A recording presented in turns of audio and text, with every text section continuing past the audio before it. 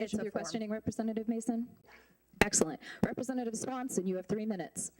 Thank you, and it's an important matter that we're just out of state telling us how to raise our children here in Illinois. That offended me. But I would like to ask Pastor Butler, you made a comment, I think this offended me. But I would like to ask Pastor Butler, you made a comment, I think this should be brought up and you given the opportunity to maybe expound on it. You said this demonizes homeschool families and specifically attacks the Black and Latino communities, movements, grassroots to save children from public schools with empathy, the ability to understand and share the feelings of another. I try to understand why you say that, and I think I understand, but could you enrollment schools and these types of minor options.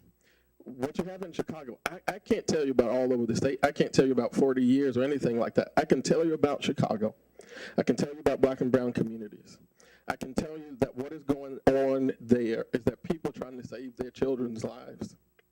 And we too, what my wife is doing at We School, she's trying to give people tools. They're called homeschooling tools. establish a gun-free zone around those schools? I'll have to get back to you on that one. Okay. Don't have that answer at this time. Yeah, I mean, I think it's kind of an important point too. I mean, what's that mean to us? And just to highlight the 37,562 people who signed witness slips, thank you very much. We're listening to you and we're trying to get this fixed. Thank you. Thank you, Representative. Representative Croak, you are our final speaker. Thank you, Chair.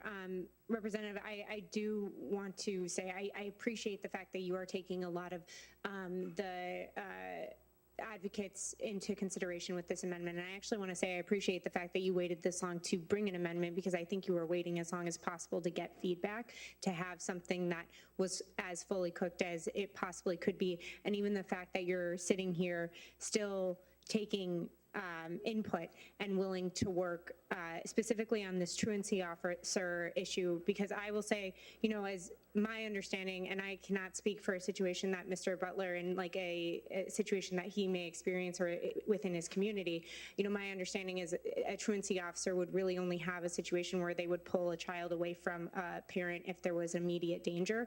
And even then, I don't know if they would have that ability, because they're not really technically a peace officer, a police officer. But again, you know, if someone feels emboldened to do that, I can't speak to that scenario. So if that's something that you're even considering, I appreciate that you're taking that feedback right now. I noticed that the Catholic Conference of Illinois is not here. Did you work with them on this language?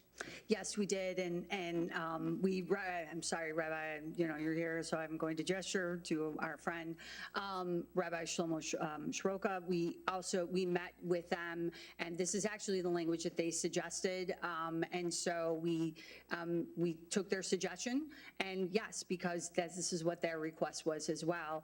And I think, you know, it's fair to say that if a parent is paying for private school, they're not necessarily you know, they're being seen. But yes, this was language that was directly given to us by those organizations, and the Catholic Conference was one of them. Yeah, I appreciate that, because I do also believe in my child getting a religious education. I send my child to the local Catholic school, and that's very important to me. But I also believe in the bill that you're trying to present here, and I appreciate you taking the feedback of the Catholic schools into consideration. And obviously, Rabbi is not part of the Catholic schools, but represents a large contingent of the private religious schools.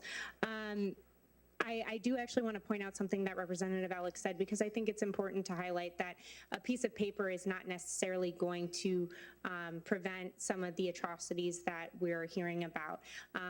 You mentioned that this is a tool. This is a tool, and it's not a magic pill, but this is something that could help like a single child. And it seems like a low barrier. It seems like something that is very minimal, that could just prevent one child from being abused. And I think that's very important that we remember. And again, this is like 99.9999% of the children that are being homeschooled are being done in a loving, caring, beautiful environment by the most amazing parents and people that the state has. But it's this one opportunity, this one tool amongst a larger toolbox that we have. So thank you for your work on this bill. I very much appreciate it, and I'm looking forward to voting yes. Thank you.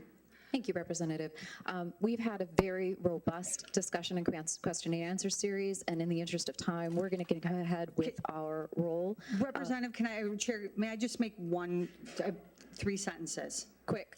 One, if there was any evidence of a disproportionate impact in our communities, we would see that. The Homeschool Legal Defense Fund publishes a notice every single week about what it is that they do in legal cases around the country. And there is not a single case that has been reported of a disproportionate impact. That is not true. It is fear-mongering.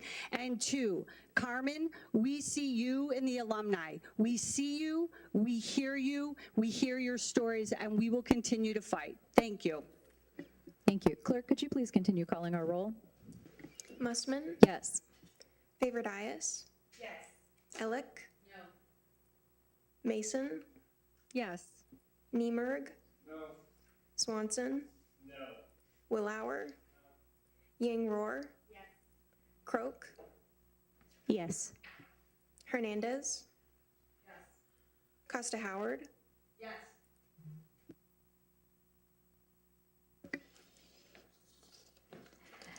There being 9 votes in favor, 4 voting opposed, floor amendment number 2 to House Bill 2827 is recommended for adoption and will be favorably reported to the House floor. There being no further business